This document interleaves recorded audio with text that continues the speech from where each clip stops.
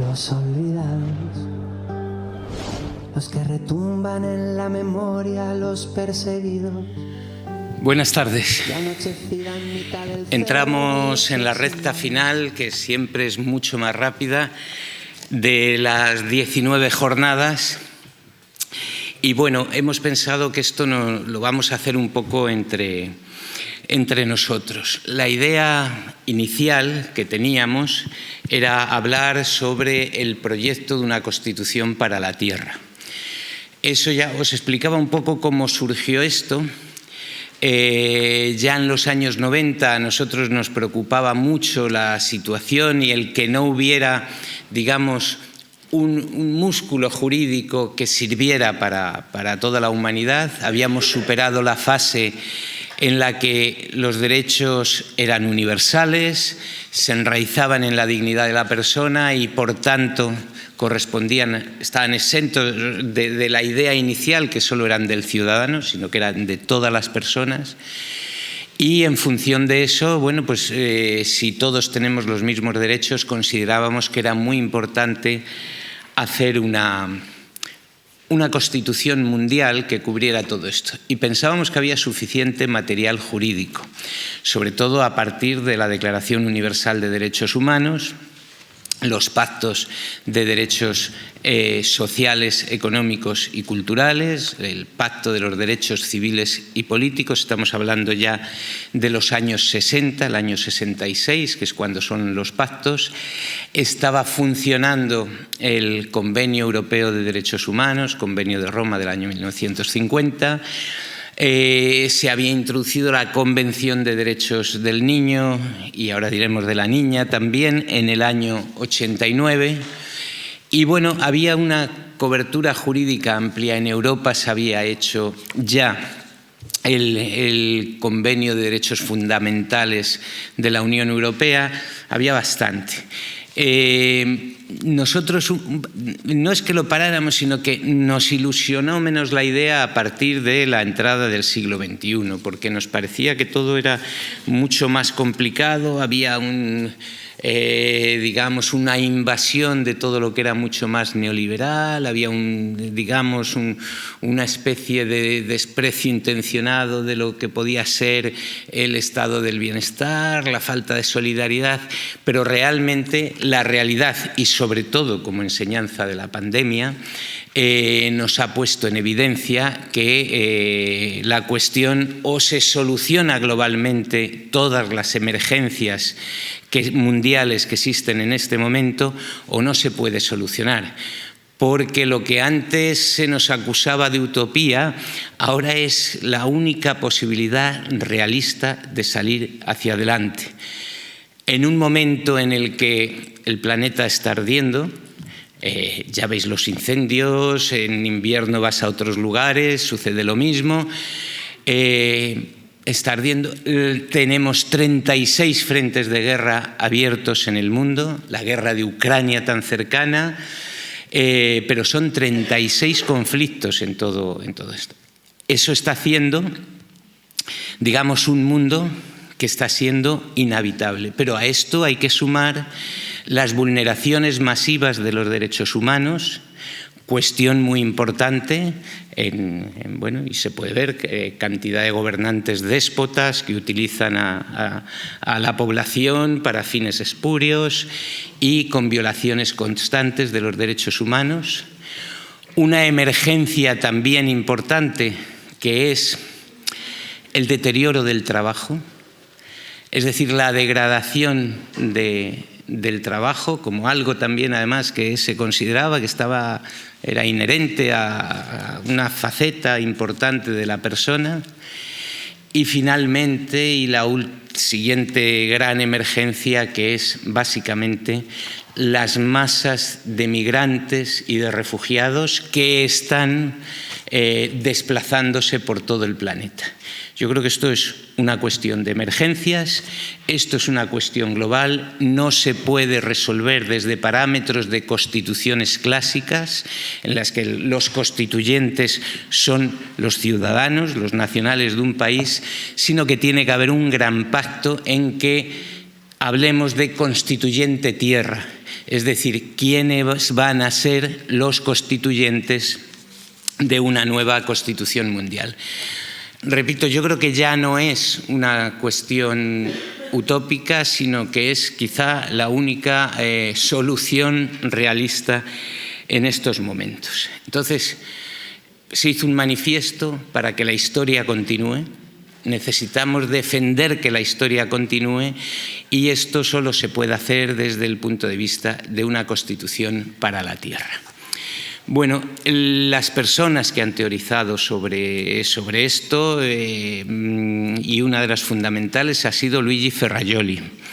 Ferrajoli es un jurista italiano, quizá para muchos de nosotros el principal jurista después de Norberto Bobbio, y es una persona que ha tratado desde el punto de vista constitucional meter todos los derechos humanos dentro de la globalidad mundial. Bueno, él ha escrito Derecho y Razón, tratados sobre la desigualdad, o sea, libros que para muchos de nosotros han sido libros de cabecera. Y ha escrito mucho fundamentalmente sobre lo que él llama, y nosotros también muchos, los poderes salvajes, los poderes económicos fundamentalmente y los poderes políticos salvajes. Y el derecho como freno de esos poderes que se han salido de los cauces normales y que están invadiendo estas esferas. En realidad, la Constitución para la Tierra quiere suponer una declaración de principios y unos límites a estos poderes salvajes. Bueno, lo vamos a articular de dos formas. Queremos hacer lo de esta tarde que sea una cuestión participativa. Ferrajoli, hablamos con él una vez que pensamos organizar esta actividad aquí en las jornadas. No ha podido venir y lo que hemos hecho ha sido hacerle una grabación. Gracias, Fátima, otra vez. Y esa es la grabación que vamos a poner sobre él. Y después vamos a hablar entre nosotros y a intentar escenificar lo que sería una Constitución para todos, una Constitución tierra. Y bueno, pues así lo vamos a hacer. Os haré yo luego una introducción y iremos viendo los distintos puntos que está tratando esta Constitución. Desde mi punto de vista, el único camino realista para que esto siga siendo habitable. Y es posible y es necesario. Y si defendemos que los derechos son de todos, si defendemos que hay dignidad humana, no hay más remedio, desde mi punto de vista, que hacer esto. Entonces, bueno, vamos a escucharlo primero, lo que nos dice Ferrajoli. Es italiano, pero habla bastante bien castellano, yo creo que todos lo entenderemos. Y bueno, ya lo diremos como se está grabando, pues agradecérselo, porque luego le diremos cómo ha ido el acto y si en algún momento podemos conseguir que venga aquí a otras jornadas, pues aquí estará con nosotros, pero esta era imposible, no ha podido venir. Entonces, Virgilio, cuando quieras vamos a darle a Ferrajoli. Yo creo que una de las grandes emergencias, de los grandes desafíos representada dal problema dell'immigrazione, che è un hecho strutturale e che non può ser affrontato con los muros, con los confines armados. E io credo che debemos ser conscientes ante todo de una contradicción y de una vergüenza por la política europea sobre los inmigrantes. No debemos olvidar que el derecho de emigrar, los ius migrandi, ha sido teorizado en España por Francisco de Vitoria en 1539 como fuente de legitimación de la conquista, de la emigración de los españoles en América, en el Nuevo Mundo, como un derecho universal. Naturalmente era un derecho asimétrico, eran los españoles que tenían la posibilidad de emigrar, Y este derecho ha sido acompañado de otro derecho frente a la resistencia ilegítima contra el legítimo ejercicio de este derecho. Era legittima la guerra, legittima la violencia, vim vi violencia licet. Es lícito reagir con la violencia a la resistencia al ejercicio legítimo del derecho de emigrar. Esta violencia ha sido ejercitada de manera terrible a la origen de la modernidad. No debemos olvidar que está un genocidio de las indígenas, de las poblaciones indígenas de la América, las civilidades precolombianas, los incas, los aztecos han sido destruidos y también millones y millones de personas han sido masacrados o han muerto por la epidemia portada por los occidentales. El paradojo es que este derecho ha sido el derecho en el derecho internacional, en el derecho consuetudinario, como fundamento de la colonización. Y ha sido codificada en la Declaración de los Derechos Humanos de 1948 y también en los pactos del 66. Pues bien, es una vergüenza que contra el ejercicio de este derecho por parte de desesperados personas que huyen de tantas tragedias como el escalamiento climático, la hambre, la falta de medicamentos esenciales, la muerte por la pobreza, por las condiciones terribles de sus países, que son un producto de nuestras políticas, un producto ante todo de la colonización, de la política de rapina por parte del Occidente. Pues bien, cuando estas personas ejercen este derecho, porque la asimetría se capovuelta, el ejercicio de este derecho se ha convertido en un delito. Esto yo creo que es una vergüenza de lo cual debemos tener conscientes. En Italia, en Europa, ha hecho su aparición la figura de la persona ilegal. La persona ilegal per su existencia misma, per su nacimiento. Después las leyes racistas de Italia y de Alemania contra los judíos ha hecho su aparición nueva la persona ilegal que tiene la necesidad de ocultarse, de desaparecer de la vista. Esto yo creo es una contradicción. No podemos continuar a declamar la retórica de los derechos, de la igualdad, de la dignidad de la persona, con tanto cuanto ser humanos, mientras que 1000 personas mueren en el Mediterráneo, que se ha convertido en un cimitero, por falta de ayudos, la violación también por parte de las autoridades italianas, españoles también. Esto es un paradojo. Se ha producido una mutación del populismo mismo.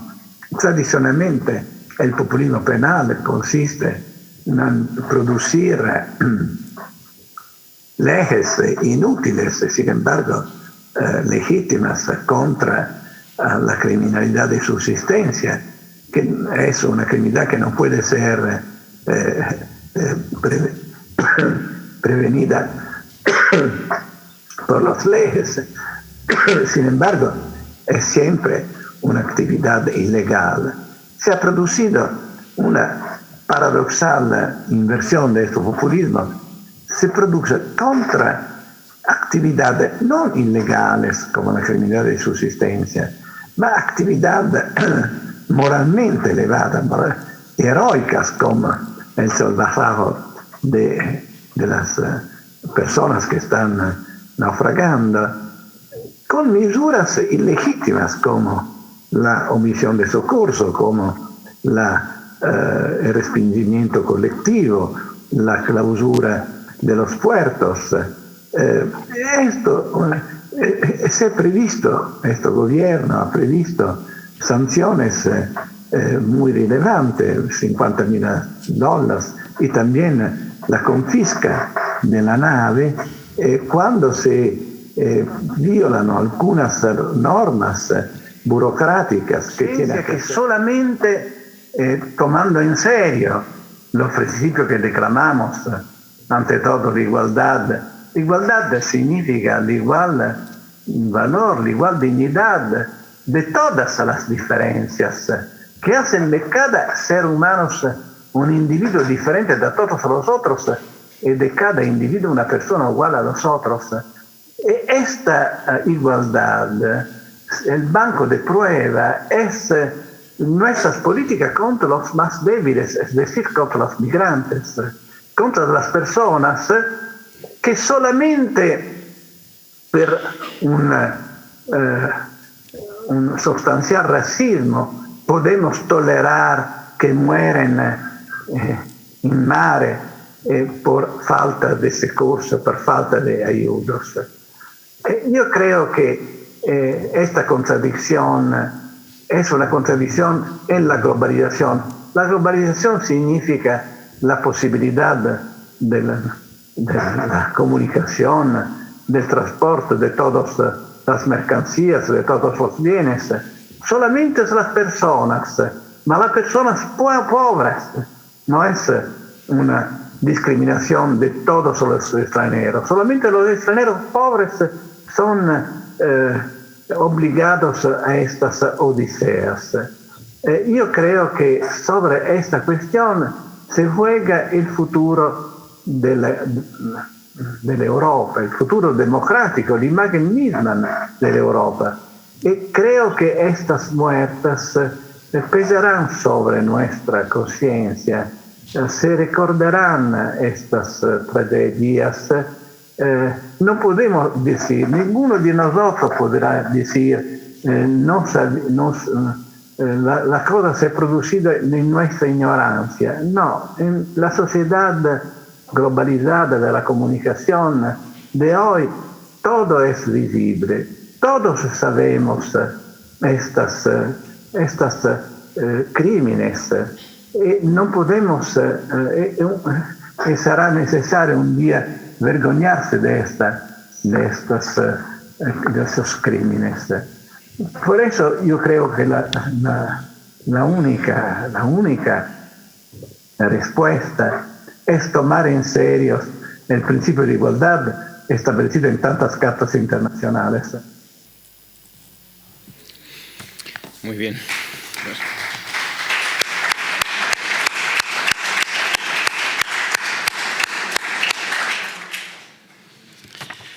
Bueno, pues parece una conclusión de lo que hemos venido hablando, ¿no? Yo creo lo que dice Ferrajoli. Bueno, os voy a leer un poco qué es lo que dice sobre este proyecto.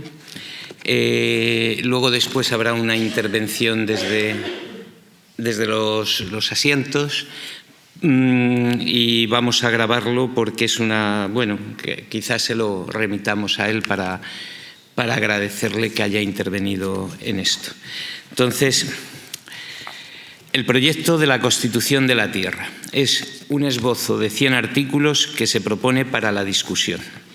El proyecto que se presenta ha sido escrito por invitación del Comité Ejecutivo de la Escuela Constituyente Tierra.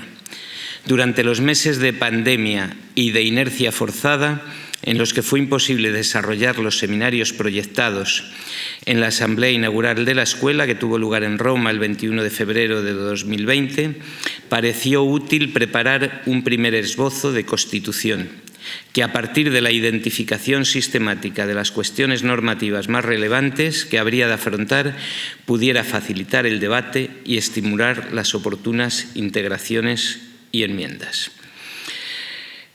Antes de ilustrar este proyecto, es conveniente hacer algunas observaciones.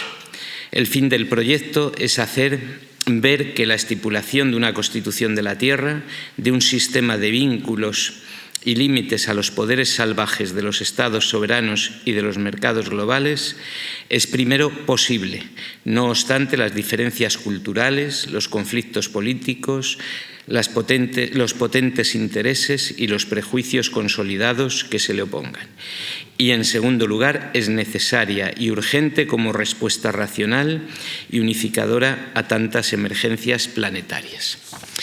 Y el preámbulo de la Constitución de la Tierra diría algo así, que como nosotros, los pueblos de la Tierra, que en el curso de las últimas generaciones hemos acumulado armas mortíferas capaces de destruir varias veces la humanidad, hemos devastado el medio ambiente natural y puesto en peligro con nuestras actividades industriales las actividades del planeta, decididos a salvar la Tierra y a las generaciones futuras de los flagelos del desarrollo insostenible, de las guerras, de los despotismos, del crecimiento de la pobreza y del hambre, que han provocado ya devastaciones irreversibles en nuestro medio ambiente natural, millones de muertos al año, lesiones gravísimas de la dignidad de las personas y una infinidad de indecibles privaciones y sufrimientos, promovemos un proceso constituyente de la Federación de la Tierra,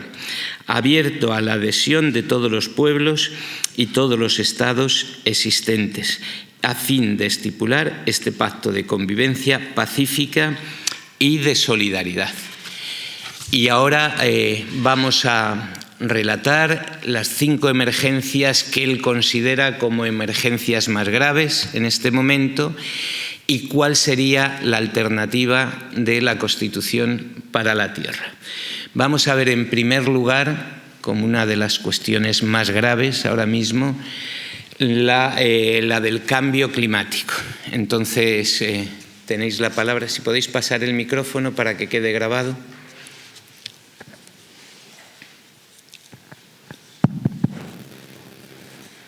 Vale, pues la primera emergencia es la del calentamiento climático, la disolución de los glaciares, la elevación del nivel de los mares, la reducción de las precipitaciones cada vez más raras e intensas, las inundaciones y la contaminación de las aguas, los suelos y el aire. Desde hace años nuestro planeta está en llamas, los incendios propagándose, los huracanes a velocidades altísimas, están devastando millones de hectáreas de vegetación. De este modo, la humanidad, con su dominio destructivo sobre la naturaleza, está transformándose en una suerte de metástasis que envuelve el planeta, poniendo en riesgo, no a largo plazo, la habitabilidad misma.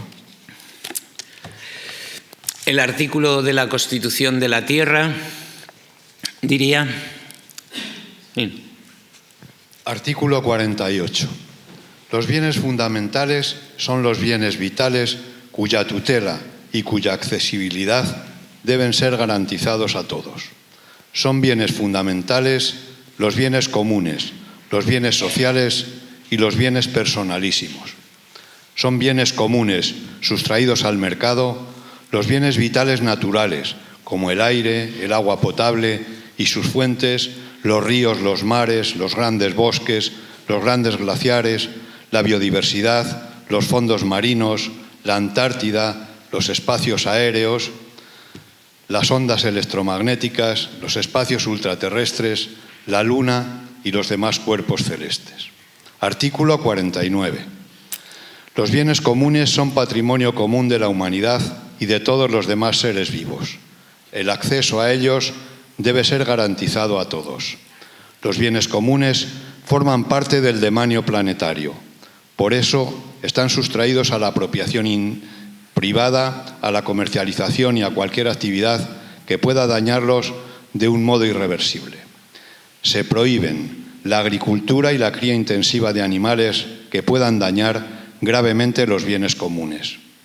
Todos tienen derecho a vivir en un medio ambiente saludable y a influir en la adopción de decisiones concernientes a los bienes comunes y al medio ambiente en el que viven. Muy bien. La segunda emergencia que habíamos visto era las 36 guerras, 36 conflictos, el peligro de guerra nuclear, etcétera, etcétera. Entonces, vamos a ver ¿Cuál es el planteamiento de Ferrajoli sobre...?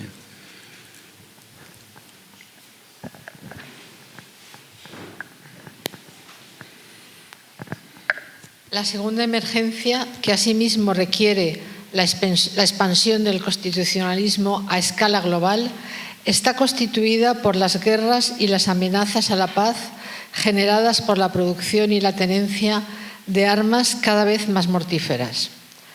La principal garantía constitucional de la paz, la vida y la seguridad debería consistir en la prohibición de todas las armas como bienes ilícitos, comenzando por los armamentos nucleares, cuya tenencia y, antes aún, producción debería ser prohibida de forma inderogable.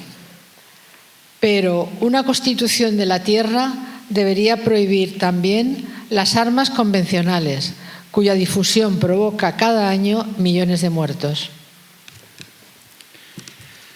¿Qué diría la Constitución de la Tierra? Coge.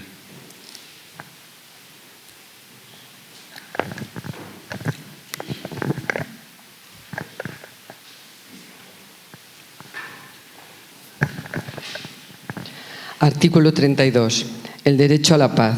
El derecho a la paz es un derecho fundamental del pueblo de la tierra, de todos los pueblos del mundo y de todos los seres humanos. Su garantía es un deber absoluto de todas las instituciones públicas, tanto estatales como globales. Artículo 52. Los bienes mortíferos son ilícitos. Se prohíbe y se castigará su producción, comercio y posesión. Son bienes ilícitos las armas nucleares, las demás armas ofensivas e idóneas para causar la muerte, los drones homicidas, las drogas duras, las escorias radioactivas, los gases de efecto invernadero y todos los residuos tóxicos o peligrosos. Se prohíben y se castigarán la producción, la experimentación, el comercio y la posesión y difusión de armas nucleares, armas químicas, armas bacteriológicas y de otro tipo de armas similares. Se prohíben y se castigarán la posesión y el comercio de armas de fuego. Su producción y posesión están reservadas en régimen de monopolio público a las fuerzas de policía locales, estatales y globales. Artículo 54. Se prohíben las actividades que puedan ocasionar daños irreversibles a la naturaleza, alterar procesos ecológicos esenciales, destruir o reducir la multiforme diversidad de las formas de vida. La tercera emergencia global son las violaciones masivas de los derechos humanos y la creación a través de esto de una desigualdad cada vez más creciente.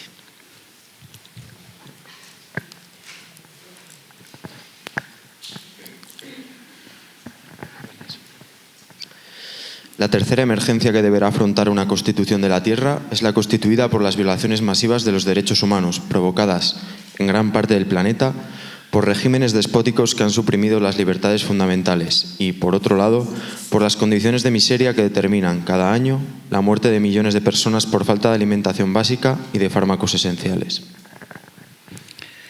¿Qué diría la Constitución de la Tierra?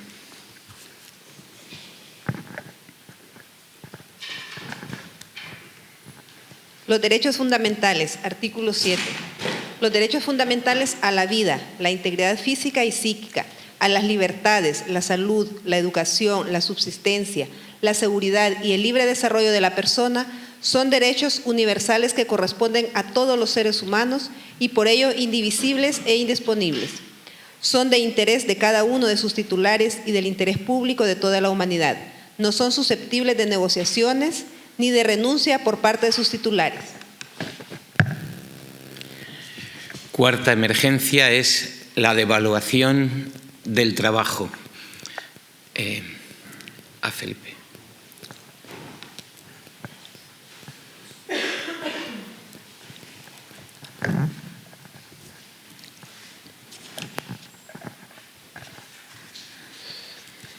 La cuarta emergencia tiene que ver con el trabajo, a cuya dramática y creciente devaluación hemos asistido en estos últimos 30 años. el principal factor de esta globalización salvaje de las relaciones de producción que se manifiesta en la libertad de las grandes empresas de desplazar sus actividades productivas a países como la India, Indonesia, Filipinas, Tailandia, Vietnam, en los que se ha llegado a pagar a los trabajadores y sobre todo a las trabajadoras 50 céntimos de dólar la hora por 60 horas semanales, en condiciones laborales espantosas, sin derechos ni garantías. ¿Qué diría la Constitución de la Tierra?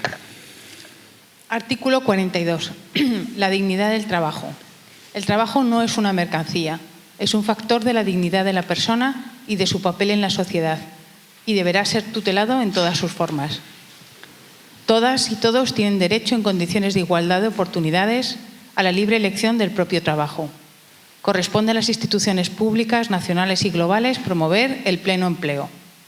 Artículo 43. Los derechos de las trabajadoras y trabajadores. Toda persona trabajadora tiene derecho a condiciones ambientales y de trabajo sanas, higiénicas, seguras y dignas, idóneas para impedir accidentes, enfermedades profesionales y lesiones a su salud e incolumidad física. Están prohibidos los trabajos que pongan en peligro la vida o la salud de las personas trabajadoras. Se prohíbe el trabajo infantil.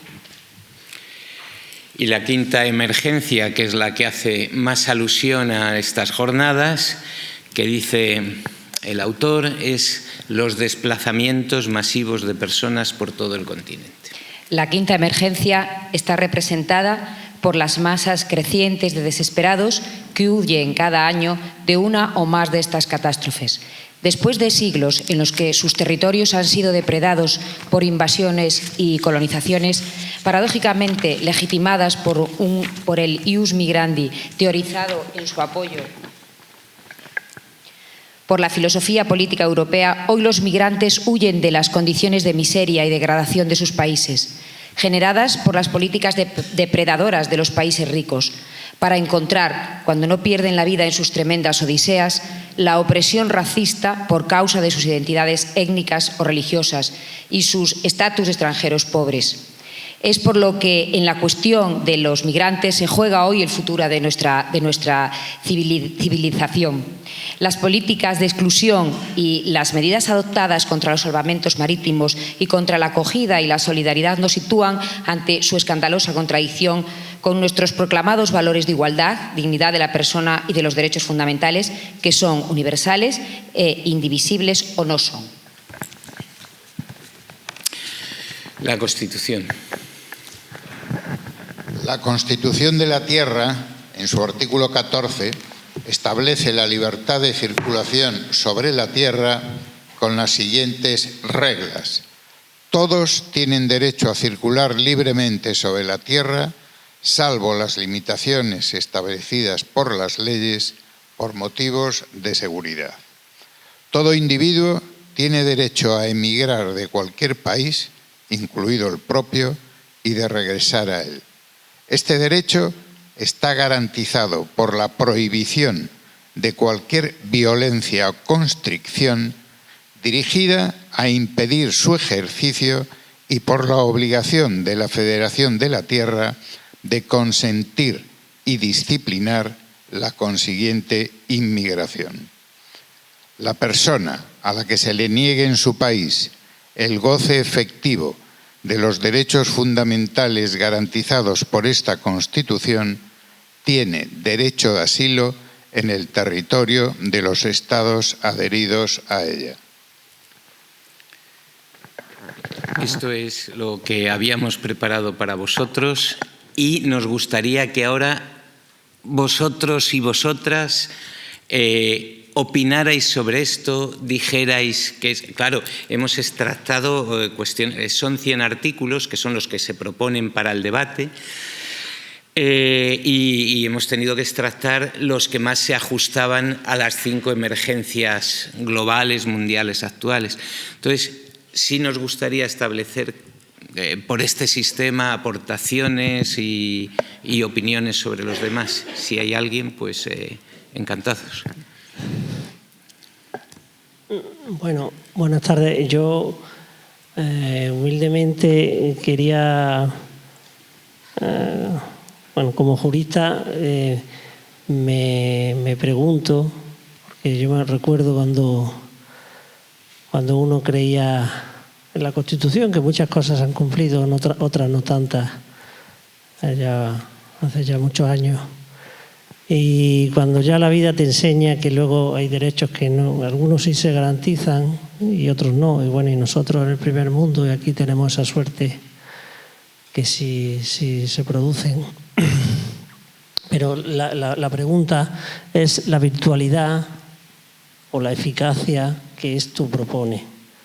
Ya como normativa sabemos que hay muchas, sino luego, si esto luego, ya sabemos cómo va el mundo, el Consejo de Seguridad aquí lo forma, y si luego son tratados la virtualidad, sí, claro, se tienen que adherir a él. Si no se adhieren, los poderosos, pues, hombre, siempre quedan los que cumplen, ¿no? Siempre quedan los que cumplen, que somos muchos.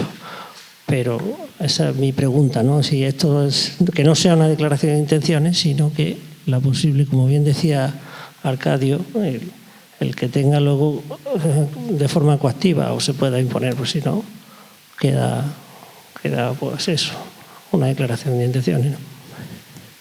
Esa era la pregunta. Muy bien. ¿Alguna aportación más? Vicente.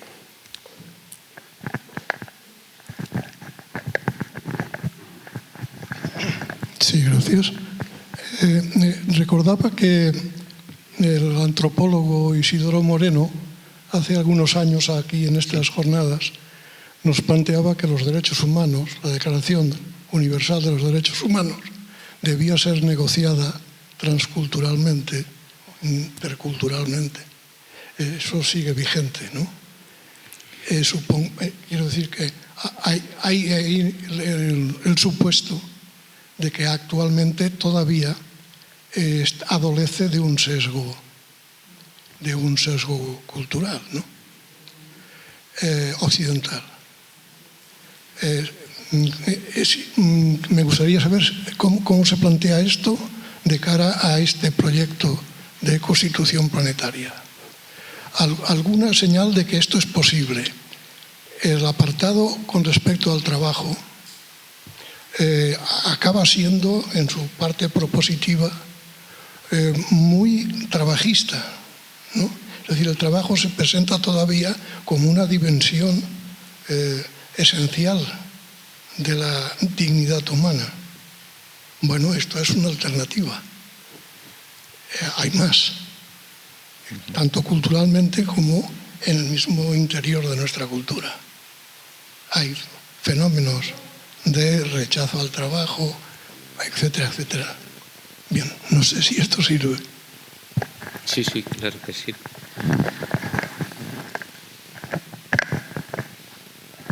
Pues bueno, agradecer la apreciación del compañero, porque lo iba también a matizar este tema del sesgo que tiene todavía la Declaración de los Derechos Humanos, pero escuchando la Constitución que se plantea me ha surgido un concepto que yo aprendí desde la teoría feminista, que tiene que ver con un neologismo que procede del quechua, que significa sumak, no sé si lo voy a pronunciar bien, ¿vale?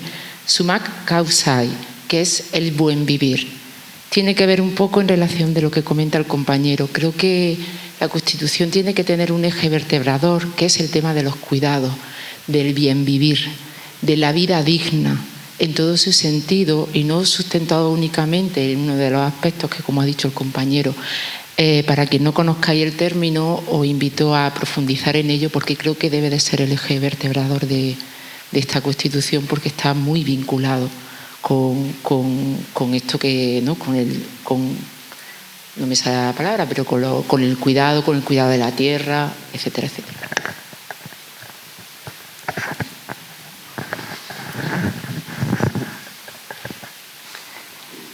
Y tal vez retomando lo que dice aquí la colega, es importante, que todo tipo de iniciativa que proponga, que trabaje en función de un cambio de paradigma por el respeto y la defensa y la protección internacional de los derechos humanos es bienvenido. retomando lo de la compañera, creo que también es fundamental replantear el concepto de desarrollo y de progreso, que está muy ligado casi que en contraposición al buen vivir. Y mientras que íbamos leyendo lo de las 5 emergencias, bueno, lo de las 5 sí, como crisis actuales, que creería que son más, pero vale, pensaba que yo creo que tampoco es una cuestión de renovar leyes ni crear nuevas constituciones, porque pensaba, por ejemplo, en los principios rectores de las Naciones Unidas los principios rectores de las Naciones Unidas y derechos y empresas, sobre derechos humanos y empresas. Y ha habido un gran lobby para que estos principios no fuesen vinculantes, ¿no? Y relacionado con migraciones, pues el papel de las grandes multinacionales y del poder corporativo para expulsar a las personas de sus territorios es innegable, ¿no? Entonces digo, también mientras que estábamos escuchando esto, yo también pensaba pues que solamente es que se cumplan la Declaración Universal de los Derechos Humanos, que si la volvemos a leer no se cumple. Entonces no es una cuestión de crear nuevas constituciones, nuevas leyes, sino de cómo trabajar para hacer un cambio de paradigma, eliminando estos 2 grandes conceptos que son los que sustentan actualmente las graves violaciones de derechos humanos, y es el desarrollo y el progreso, que puede ser muy conflictivo plantearlo, pero que en el fondo son las que sirven de palancas capitalistas para que multinacionales y gobiernos estén justificando las guerras, estén justificando la invasión por inversiones de capitales, etcétera, etcétera. Pero que toda iniciativa que proponga un cambio de mentalidad pues es más que bienvenida.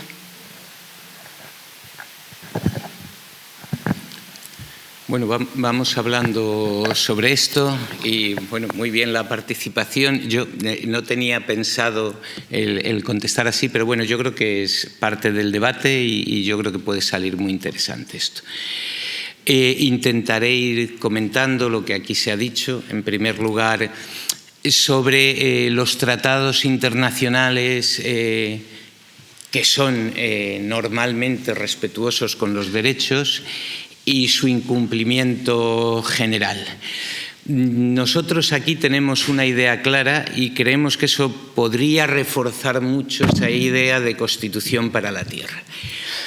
Voy a poner un ejemplo muy reciente. Cuando Gran Bretaña, hace pocos días, se planteaba negar el derecho de asilo, la condición de refugiados a todos los que pasan por el estrecho de Calais, un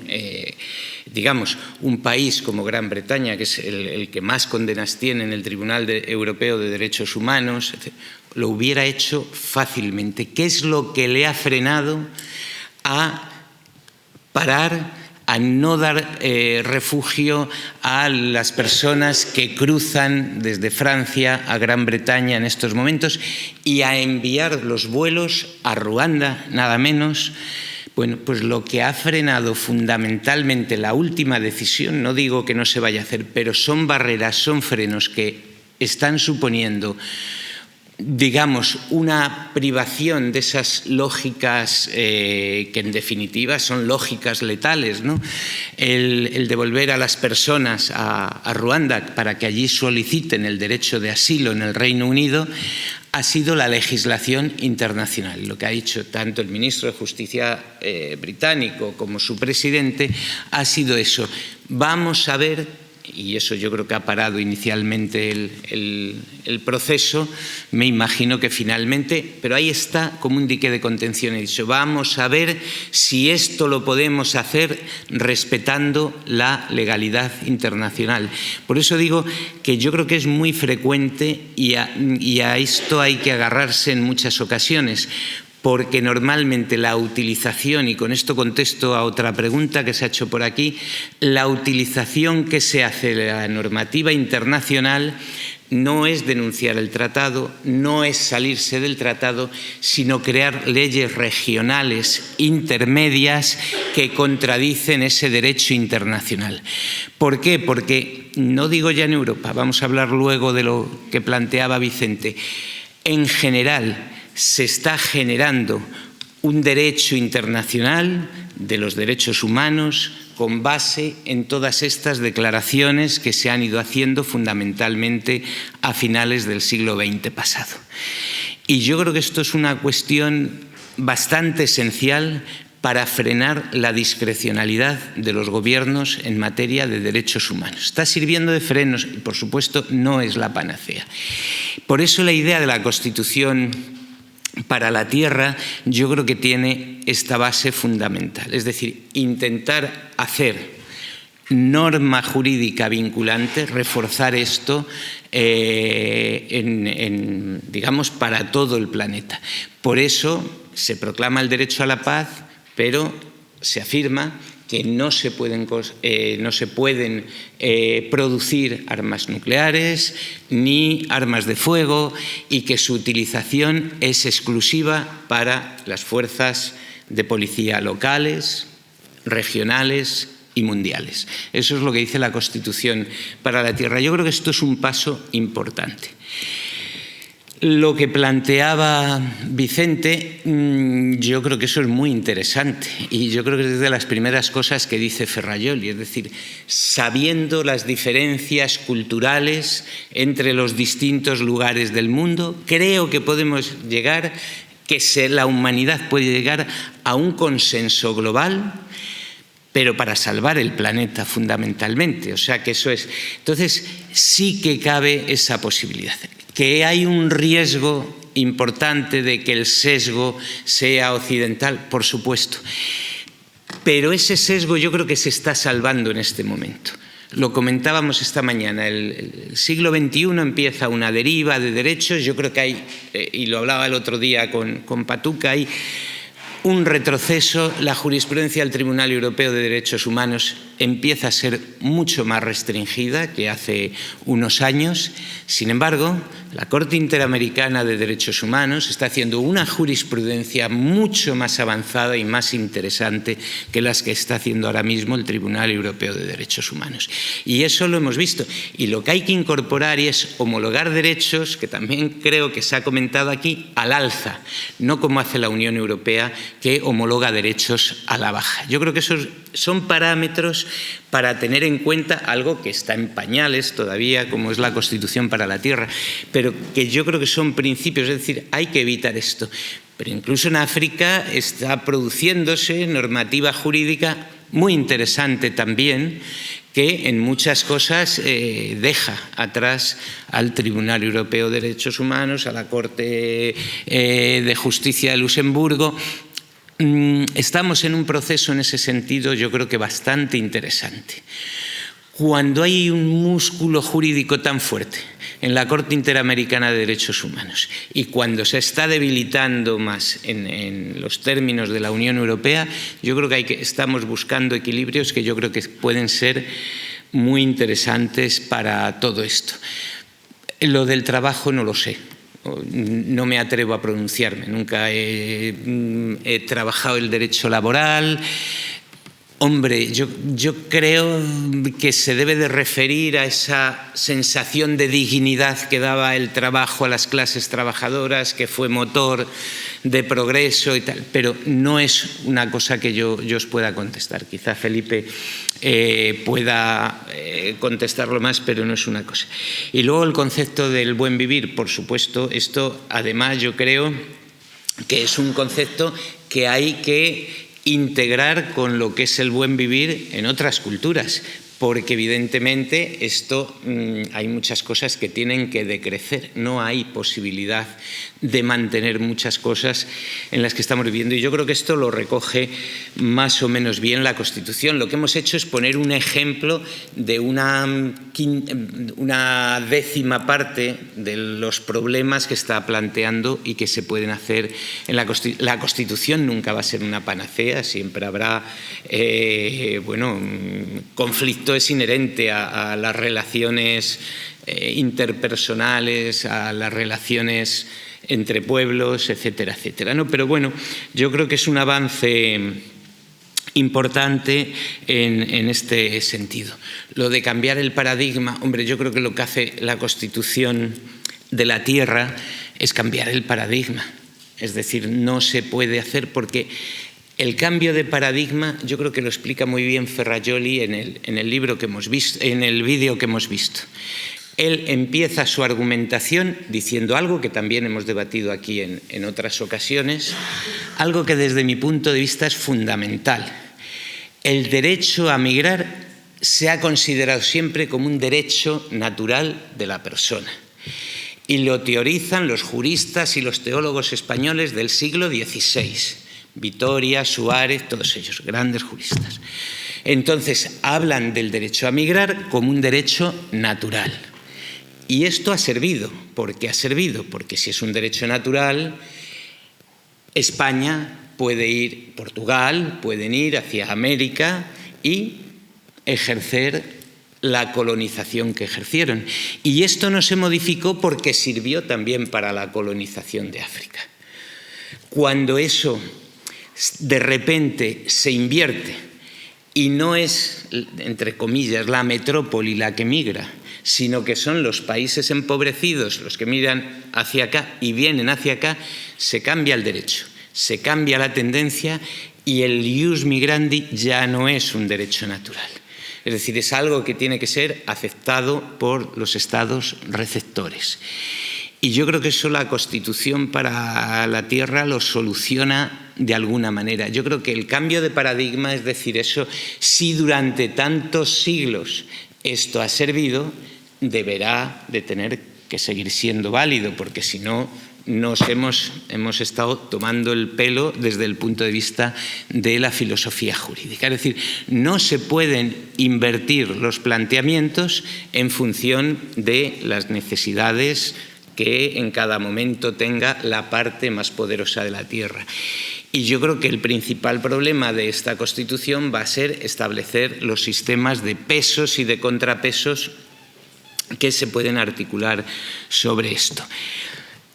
El problema en relación con lo que decía Vicente de las normas internacionales, bueno, yo creo que, y aparte del sesgo, que yo creo que esto se puede solucionar, yo creo que hay cuestiones que son básicas, como el alimento, la salud, la educación, que yo creo que se ajustarían dentro de las distintas culturas. No sé si sería muy difícil salvar esto, desde luego es un proceso a medio plazo, lo de la Constitución de la Tierra, pero daos cuenta cómo se argumenta ahora mismo, es decir, se están homologando derechos a la baja. ¿Qué hace la Unión Europea respecto de los tratados internacionales? Los tratados internacionales protegen las migraciones, etcétera, etcétera.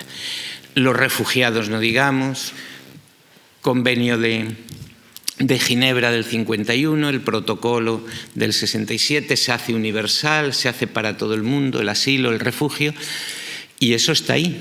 Pero en cuanto hay una crisis importante, pues se hace una norma regional intermedia, la Unión Europea hace una directriz, la directiva de retorno yo creo que es el claro ejemplo de esto, es decir, hay una convención de derechos de los menores que se salta argumentando no sé qué cuestión jurídica, porque es imposible de argumentar en el 2008 con la directiva de retorno. Entonces, donde la Convención de Derechos del Niño dice que no se puede devolver a los menores, que los menores siempre tienen que ser acogidos y recibir protección del Estado en el que esté, sea cual sea, y además independientemente de su nacionalidad, pues la directiva dice que se puede retornar al menor, incluso a un país de tránsito, donde ese menor no conoce absolutamente a ninguna persona y donde no tiene ningún arraigo.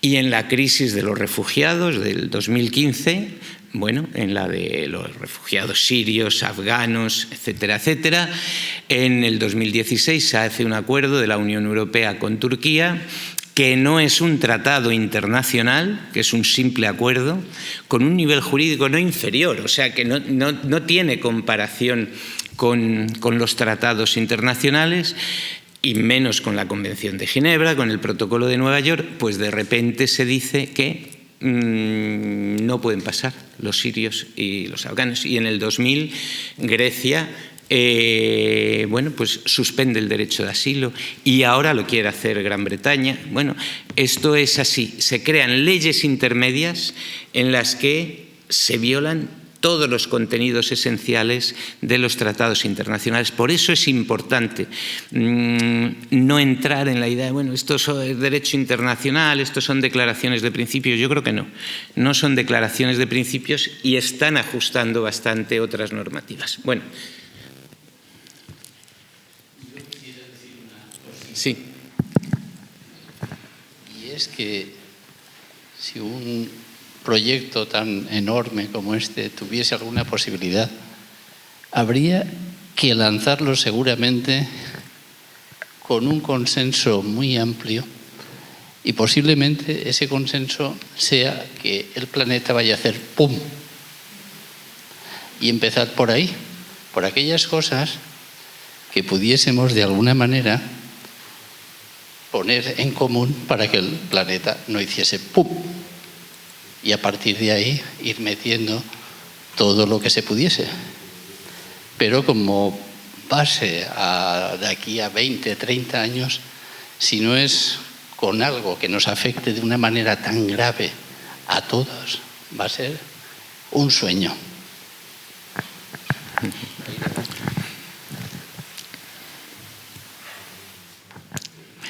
Sí, bueno, esta es la emergencia de intentar sacar este proyecto hacia adelante y desde luego yo creo que si sale adelante es precisamente por el riesgo que tenemos en este momento de que, bueno, pues de que esto colapse, ¿no? De alguna forma, ¿no? Y yo creo que eso es lo fundamental, ¿no? O sea, sobre todo el cambio climático y las guerras. O sea, las guerras no solo son las pérdidas de vida, que ya es esencial, sino, bueno, lo que están haciendo, el riesgo nuclear, etcétera, etcétera, ¿no? A ver, Denia.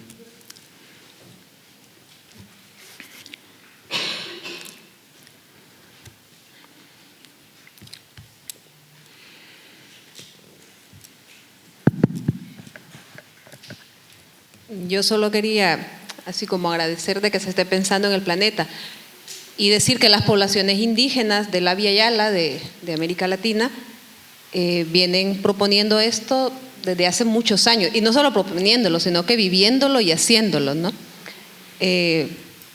Bajo sus propias cosmovisiones y espiritualidades. Alguien mencionaba aquí, por ejemplo, el paradigma del Summa Kasuai, que justo es un paradigma que se enmarca en cinco principios. Uno de ellos es el Tuku Chachay, que es: sin conocimiento y sabiduría no hay vida. El otro principio, la Pachamama, que todos venimos de la Madre Tierra. El otro principio es el Hami Kasuai, que es la vida debe de ser sana. Y el Sumaka Maña, que dice que la vida debe ser sana y colectiva. Y el último principio es el Hatun Musuak, que dice que todos tenemos un ideal o un sueño. Entonces, para cumplir ese paradigma del buen vivir, para esta concepción que es más andina, de verdad, o sea, los términos son quechuas, es entre el equilibrio entre el sentir bien y el pensar bien, lo que da como resultado el hacer bien. Esta es desde la espiritualidad indígena. Solo quería aportar esto. Muy bien. Sí. O sea, yo creo un poco en la misma línea, ¿no? Cuando se habla de una constitución para la tierra y nosotros desde nuestra posición eurocéntrica ¿no? miramos hacia la declaración de 1948. Pero lo cierto es que ahí, ¿no? si yo os hablara de paz social en la diversidad, la inviolabilidad del ser humano, la educación de las personas, la integridad de la patria, la seguridad alimentaria, la abolición de la esclavitud por la raza, la libertad de expresión y de comercio, pensaríamos, ¿no?, en esa Declaración Universal de los Derechos Humanos. Pero estoy leyendo la Carta del Mandén. Estamos hablando de una carta, las cartas de Kurukan Fuga en Mali, en 1326. O sea, cosas que creemos que forman parte de nuestro patrimonio, del patrimonio europeo, en realidad, ¿no?, han sido, yo creo que trabajadas, estudiadas, vividas, como decía Denia, por otras culturas. Y yo creo que el camino sería efectivamente incorporar, ¿no?, esos saberes que vienen del sur. Toda vida es una vida. La esclavitud no es algo bueno. La esencia de la esclavitud se extingue en este día. No ofendas a las mujeres. Una vida no es superior a otra. La educación de los pequeños recae sobre el conjunto de la sociedad. Cualquiera debe corregir y todo el mundo debe cuidar a los niños, ¿no? Estamos hablando de principios básicos universales que yo creo que forman parte de la tradición más íntima de muchos pueblos. Y yo creo que esta Constitución para la Tierra tendría que incorporar efectivamente todos estos saberes que vienen del sur. Incluso si pensamos en la Declaración de 1948, si no hubiera sido por la aportación de Hansa Mehta, ¿no?, que venía de la India, hoy no diríamos todos los seres humanos nacen libres e iguales, sino diríamos todos los hombres. O sea, la principal aportación feminista viene ¿no?, de la relatora de la India. Entonces yo creo que tenemos que hacer como una mirada mucho más expansiva, integradora e incorporar otras tradiciones vitales y jurídicas. Allí.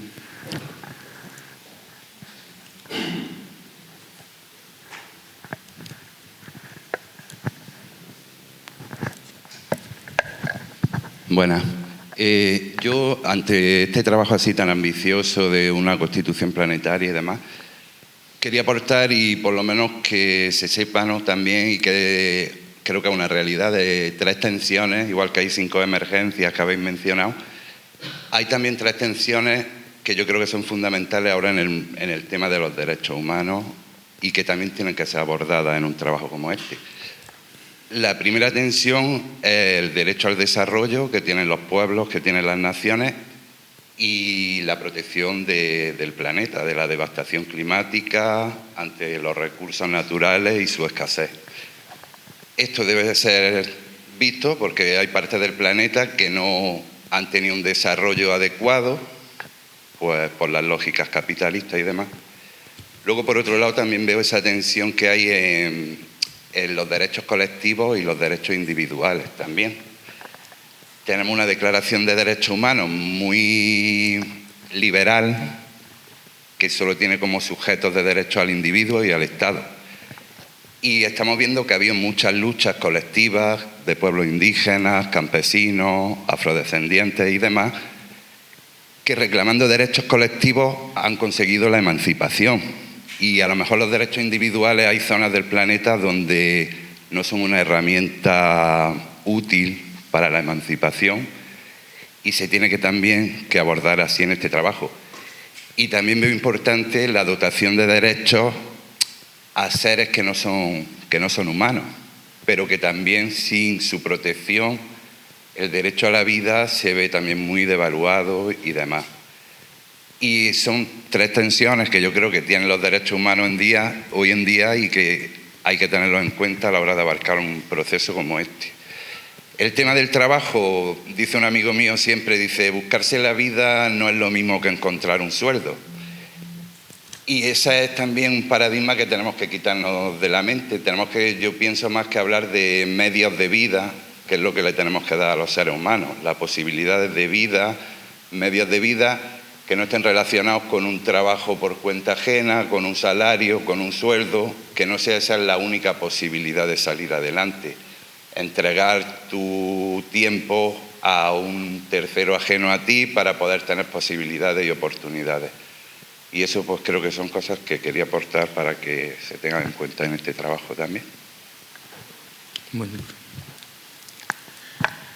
Si no hay más intervenciones, bueno, yo creo que un poco lo que se ha dicho aquí, yo estoy básicamente de acuerdo con muchas cosas. Yo creo que lo que intenta precisamente esta propuesta, que tiene que tener un desarrollo, un debate muy intenso después, es un poco eso. Por ejemplo, en una cuestión como la que se planteaba sobre la protección del aire, del agua, de todos estos, lo que se llama en la Constitución los bienes esenciales, ¿no? Yo creo que esto está entrando por esta vía, de lo que ha dicho Denia o lo que ha dicho Patuca, de considerar cosas que en otras culturas están bastante más integradas y bastante más consolidadas que en la nuestra. Es decir, el agua, pues aquí es una forma, bueno, pues es para beber, es un servicio, etcétera, etcétera. El agua es esencial para la vida. Y el aire, pues lo mismo, y el respirar un aire sano, todos los recursos naturales, yo creo que es una cosa que es bastante influencia, tiene esa influencia bastante dentro este proyecto de Constitución para la Tierra. De hecho, hay artículos en los que hay mucha vinculación con movimientos indigenistas de América Latina, bueno, muy tratados, muy estudiados por Ferrajoli y otros de los juristas que lo están haciendo. Es complejo el tema, pero desde mi punto de vista, el tener una constitución mundial, yo creo que es el reto que vamos a tener que afrontar en poco tiempo, porque nos lo va a exigir la realidad. Es lo mismo que con las migraciones, se ponen vallas, se ponen muros, se ponen espacios dentro, se intenta externalizar, pero no tiene solución, no es así. Un porcentaje tan grande de personas, más de 300 millones de personas moviéndose por el mundo, no se pueden parar de esa forma, teniendo una idea de frontera clásica vinculada a la soberanía del Estado, sino que hay que tratarlo de otra forma. Y lo que pretende esta Constitución es empezar a dar visiones diferentes del tratamiento de los derechos. Y es posible, yo creo que sí, porque lo contrario es falso. Es decir, el decir que los derechos humanos están vinculados a que seas ciudadano o no es una cosa que no encaja ni desde el punto de vista jurídico, político ni filosófico, ¿no? Y bueno, pues ahí está el reto, ¿no? Y eso es un poco lo que queríamos presentar esta tarde y lo que os hemos querido trasladar con la intervención que hemos grabado de Ferrajoli. Hay una intervención más.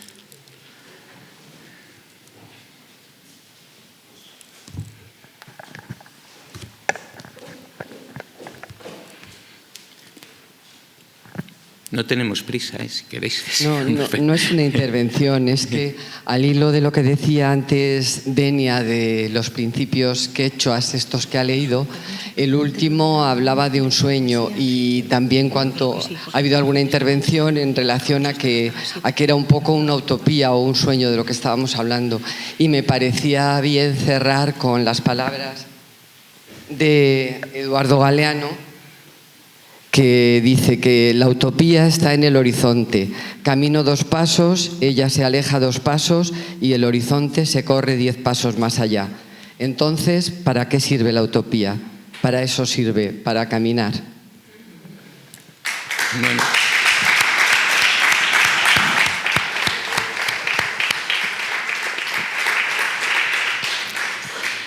Bueno, pues yo creo que es un discurso bonito. Terminar con Galeano siempre está bien. Nos gusta a todos los que estamos aquí, yo creo mucho. Y bueno, vamos a hacer 2 cosas. Sabéis que ahora tenemos los poemas con Juan Carlos Mestre, que ha venido, bueno, pues a cerrar las jornadas con nosotros. Y nada más, deciros, hace un mes y pico dudábamos sobre si podríamos hacer esto o no. Todos los amigos lo sabéis, que tal. Lo hemos conseguido y creo que han salido unas jornadas bastante dignas. Estamos muy contentos de haberos podido recibir aquí, de haber compartido esto, aunque sean intervenciones mínimas. Creo que dan mucha cohesión y crean mucha red respecto de la defensa de los derechos, especialmente de los más vulnerables, y yo creo que entre ellos están ahora los menores, las mujeres y los migrantes. Y bueno, pues yo creo que no me queda más que despedir las jornadas y convocar para las del año que viene. Estas lo hemos pasado mal. No sabíamos si las podíamos hacer, pero las del año que viene seguro que sí que las podemos hacer y ya van 20 y bueno, pues lo celebraremos. Que muchas gracias a todos por haber participado en las jornadas. Muchas gracias a la UNED una vez más. Muchas gracias a José Antonio, que ha estado aquí con nosotros desde las primeras jornadas peleando. A los trabajadores de la UNED, que que siempre están dispuestos a aguantarnos durante estos 3 días en los que les alteramos todo su ritmo y toda su situación normal, y además lo ocupamos como si fuera nuestro, pero lo ocupamos como si fuera nuestro porque es nuestro. Es decir, hemos creado aquí un espacio de energía dentro de la UNED que lo consideramos nuestra casa. Si no, no estaríamos viniendo 19 años seguidos. Y eso os lo agradecemos mucho, porque hace mucho que no lo decimos, pero al principio siempre insistíamos en ello. Estas jornadas son universales y para que no haya control en el discurso de estas jornadas es necesario que lo haga la universidad. Y por eso en la pública, que es la de todos. Y eso es lo más importante para que podamos estar aquí a gusto. Y nada, sabemos que estamos en nuestra casa, o sea que podéis entrar donde quiera, pero además ahora... Lo de ahora que vamos al otro lado, sí, no, pero es que lo iba a decir ahora. Es que además hemos tomado el Museo del Azúcar también. O sea, ya ocupábamos este territorio, somos muy expansivos, muy invasivos, diría yo, y hemos ocupado el Museo de la Caña de Azúcar. Entonces, la despedida del año pasado, el cierre de las jornadas, tuvimos una idea. No fue una idea hecha de propósito, sino que fue una locura, porque había venido un pianista a tocar el piano. No habíamos encontrado, nos falló el que nos iban a bajar de Granada, no encontrábamos piano por ningún sitio, estuvimos buscando pianos por Motril, no había pianos, encontramos uno blanco de primera comunión y el pianista que venía era Antón Valverde, que es un pianista pues bastante reconocido. Pero es igual, él estaba tan a gusto con nosotros que tocaba el piano ese tal. Y de repente entramos en el Museo del Azúcar y de repente dice, un piano, había un piano, dice, si este es muy bueno, este se puede, pero encontramos de casualidad, entonces lo invadimos, entramos en tropel, nos encontramos con David, que es el chico que veréis aquí esta tarde, un compañero encantador, que le dijimos esto y dice, no, claro que podéis hacerlo. Dice, a mí me gusta la poesía y la música, o sea que venir. Digo, pero es que lo nuestro es de 7 a 9 y tú cierras a las 6, no os preocupéis. Dice, yo me quedo hasta las 9. Entonces, bueno, pues es de estas cosas este buen vivir que genera la hospitalidad, que yo creo que es interesante. Como nos gustó el espacio, nos lo hemos quedado. Y ahora vamos a hacer en el Museo del Azúcar, que hay que pasar aquí, está en este mismo patio, la puerta de la derecha, vamos a pasar a escuchar a Juan Carlos Mestre, los que queráis.